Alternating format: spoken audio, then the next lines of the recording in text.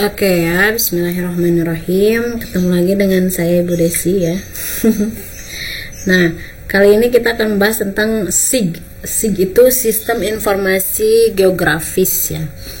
Nah, peta dan penginderaan jauh tidak dapat dipisahkan dari sistem informasi geografis. Nah, sistem informasi geografi merupakan sistem yang berfungsi mengumpulkan, mengatur, mengelola, menyimpan, dan menyajikan segala jenis data geografi suatu wilayah dalam bentuk peta. Nah, di sini ada beberapa menurut ahli ya, kalian bisa baca sendirilah ya. Gitu. Singkatnya, sistem informasi geografis ini merupakan sistem yang berfungsi mengumpulkan, mengatur, mengelola, menyimpan, dan menyajikan segala jenis data atau informasi yang berkaitan dengan kondisi geografis suatu wilayah, kayak gitu. Jadi kan kalau misalnya peta dasarnya itu kan peta Indonesia misalnya ya. Nah, mau menjadi peta persebaran barang tambang teh harus seperti apa ya? Melalui sistem informasi geografis ini, kayak gitu contohnya ya. Nah, di Indonesia, sistem informasi geografis ini dikembangkan dan digunakan oleh Badan Informasi Geospasial atau BIG ya, yang sejak 2011 resmi menggantikan Badan Koordinasi Survei dan Pemetaan Nasional atau Bakosurtanal ya. Selain badan ini, ada juga beberapa instansi lainnya yang menggunakan dan mengembangkan sistem informasi geografis sesuai dengan kebutuhan instansi tersebut. Misalnya, Badan Pengkajian dan Penerapan Teknologi atau BPPT, kemudian Lembaga Penerbangan dan Antariksa Nasional 8 ya. Kemudian Pusat Data Kementerian Pekerjaan Umum ya, Badan Pertahanan Nasional atau BPN ya, Kementerian Kehutanan, perguruan tinggi, dan lembaga swasta lainnya. Jadi itu instansi-instansi yang mengembangkan sistem informasi geografis. Oke ya. Nah, kemudian subsistem SIG, subsistem dalam mengelola sistem informasi geografis itu yang pertama itu ada masukan data. Nah, subsistem masukan data merupakan proses pengambilan, pengumpulan, dan perubahan data spasial dan data atribut. Nah, jadi tadi ya di sini ada dua jenis data yang dipakai, yaitu data spasial dan data atribut. Data spasial itu dia data keruangan, sedangkan data atribut itu ya data deskripsinya ya. Nah, data spasial adalah data atau informasi yang memiliki referensi atau koordinat geografis. Data ini merupakan representasi suatu objek atau fenomena di permukaan bumi. Data spasial umumnya disimpan dalam bentuk informasi dan koordinat sehingga dapat dimanipulasi dan dipetakan kembali. Data ini berasal dari peta analog, foto udara, dan penginderaan jauh. Nah, jadi data spasial itu ya data keruangannya gitu ya. Kita bisa dapatnya dia dari foto udara, dari citra ya, ataupun dari tadi peta analog ya, kayak gitu. Kemudian ada data jadi si data spasial ini dibagi menjadi dua nih, ada data raster dan data vektor. Kalau data raster, data digital yang posisinya diwakili oleh grid, sehingga disebut juga cell grid. Nah, data raster di sini terdiri dari baris dan kolom yang memiliki nilai atau warna dalam sebuah sistem grid. Data raster dihasilkan oleh sistem penginderaan jauh. Data raster mempresentasikan objek geografis dengan pixel atau picture element ya. Resolusi pixel pada citra menggambarkan ukuran sebenarnya di permukaan bumi. Semakin tinggi resolusinya, semakin kecil ukuran detail permukaan bumi yang direpresentasikan. Kemudian data raster baik digunakan untuk menggambarkan batas-batas yang berubah secara gradual seperti jenis tanah, kelembaban tanah, dan vegetasi. Jadi kayak gitu ya. Yang kedua, data spasial itu ada data vektor ya, mempresentasikan wajah bumi dengan menggunakan vektor yang dibentuk dengan titik, garis, dan area sebagai representasi grafis suatu objek. Jadi kalau misalnya tadi data raster itu menggunakan pixel atau sistem grid kayak gitu ya. Sedangkan data vektor ini dia pakai titik atau garis kayak gitu ya. Nah, kemudian Masih banyak ya data-data itu ya. Tadi kan ada data spasial dan data atribut ya. Nah, data atribut adalah data yang memberi penjelasan mengenai setiap objek, fenomena, atau informasi di permukaan bumi. Data ini memberi penjelasan dalam rupa angka, tabel, atau grafik yang berasal dari deskripsi, perhitungan, pengukuran, atau klasifikasi fitur geografis. Data atribut ini melekat pada data spasial. Contohnya, kalian menggambar suatu daerah. Nah, keterangannya itu yaitu data atribut kayak gitu, ya. Oke. Kemudian di sini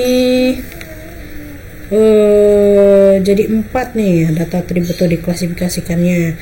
Ada tingkat data nominal, data ordinal, data interval, dan data rasio. Nanti kalian bisa baca sendiri ya di PDF yang saya buat ya, kayak gitu.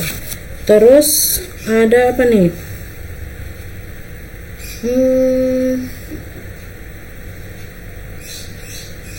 Apa dulu ya? Penyimpanan data.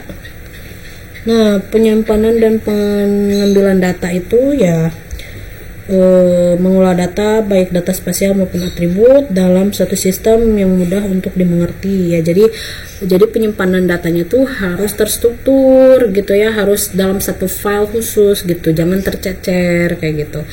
Kemudian manipulasi dan analisis data. Manipulasi data adalah proses mengubah data dalam upaya pembuatan lebih mudah dibaca tanpa mengubah informasi yang terdapat di dalamnya. Jadi manipulasi itu bukan ngabohong gitu ya, tapi memudahkan orang yang baca kayak gitu ya. Nah, kemudian ada output nih. Output itu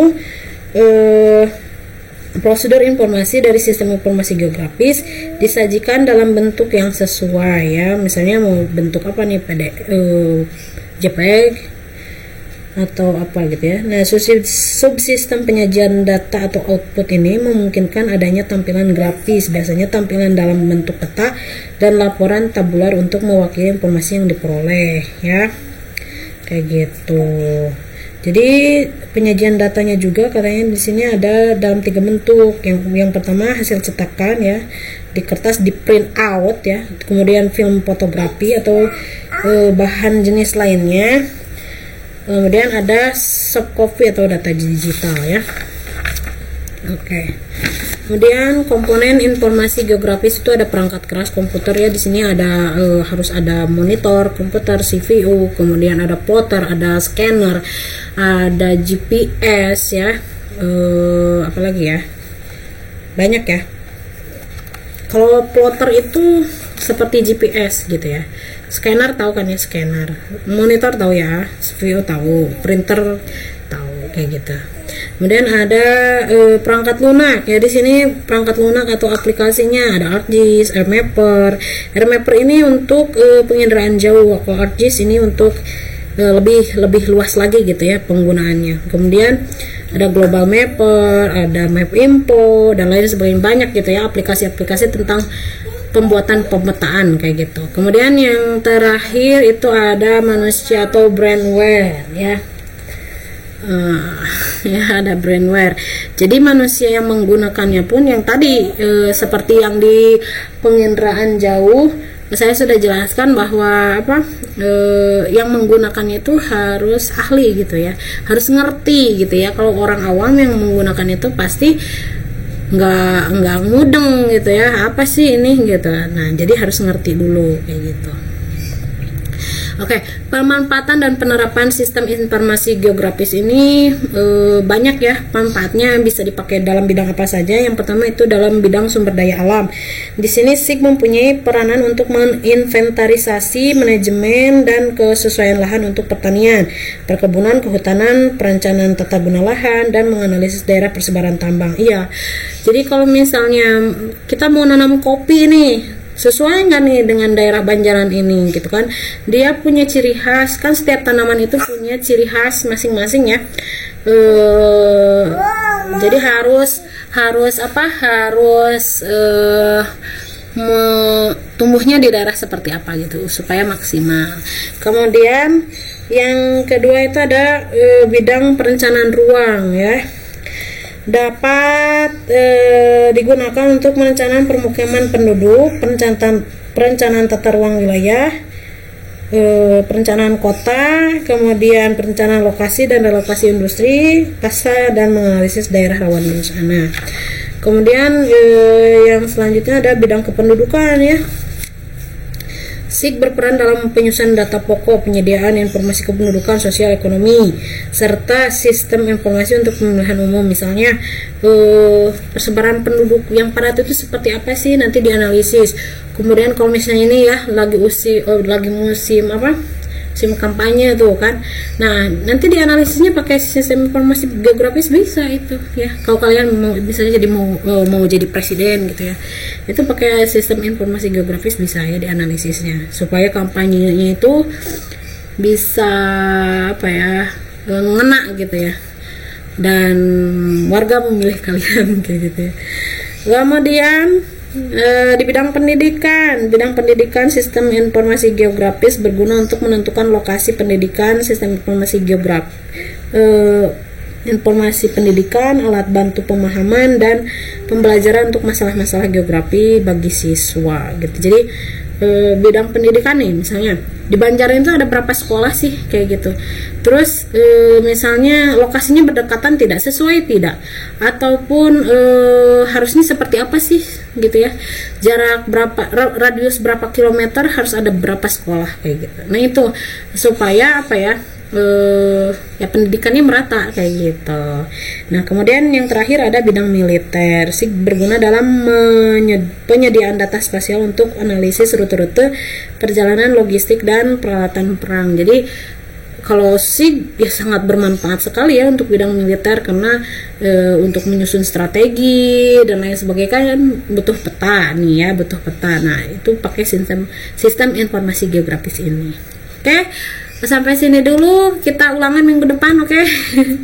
Oke, semoga kalian paham. Kalau tidak paham silahkan bertanya ya, jangan malu bertanya, karena malu bertanya sesat di jalan ya, kayak gitu. Oke, terima kasih. Saya cukupkan sekian. Assalamualaikum warahmatullahi wabarakatuh.